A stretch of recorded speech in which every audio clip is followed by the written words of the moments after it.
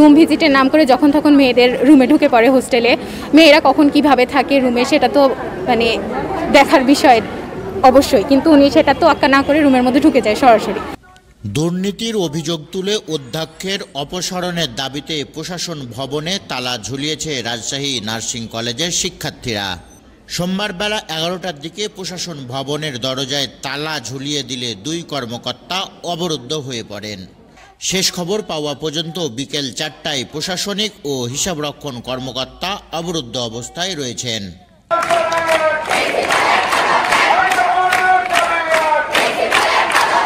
শিক্ষার্থীদের অভিযোগ, কলেজের দুর্নীতিগ্রস্ত আওয়ামী লীগপন্থী অধ্যক্ষ ফজলুর রহমান বিভিন্ন অনৈতিক ও দুর্নীতিমূলক কার্যকলাপে যুক্ত থাকায় কলেজের স্বাভাবিক পরিবেশ বিনষ্ট হচ্ছে। এছাড়াও হোস্টেল পরিদর্শনের নামে বিনা অনুমতিতে মেয়েদের কক্ষে প্রবেশ করেন অধ্যক্ষ। প্রতিবাদ করলে শিক্ষার্থীদের সাথে বিভিন্ন রকমের বিদ্বেষমূলক আচরণ করেন, বিভিন্নভাবে হুমকি দিয়ে ভয় দেখান বলেও অধ্যক্ষের বিরুদ্ধে অভিযোগ তুলেন শিক্ষার্থীরা। আমাদের প্রাইভেসির দিকটা খেয়াল রাখে না। উনি রুম ভিজিটের নাম করে যখন তখন মেয়েদের রুমে ঢুকে পড়ে হোস্টেলে। মেয়েরা কখন কিভাবে থাকে রুমে সেটা তো মানে দেখার বিষয় অবশ্যই, কিন্তু উনি সেটা তো আক্কা না করে রুমের মধ্যে ঢুকে যায় সরাসরি।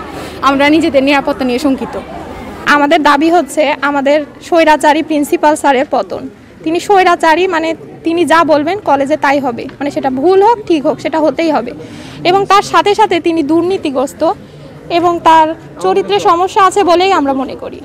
মানে তার ছাত্রীদের সাথে তার ব্যবহার আচরণ খুবই খারাপ। মানে তিনি যা বলবেন তাই। আমরা শিক্ষক বলতে কি বুঝি? পিতার পরেই কিন্তু একজন শিক্ষকের অবস্থান, কিন্তু আমরা তার থেকে কখনোই সেই রকম পিতৃ সমান যে আচরণটা সেটা কখনোই পাইনি। দ্রুত পদত্যাগ না করলে আরো বৃহত্তর আন্দোলন গড়ে তোলার হুঁশিয়ারি দেন শিক্ষার্থীরা।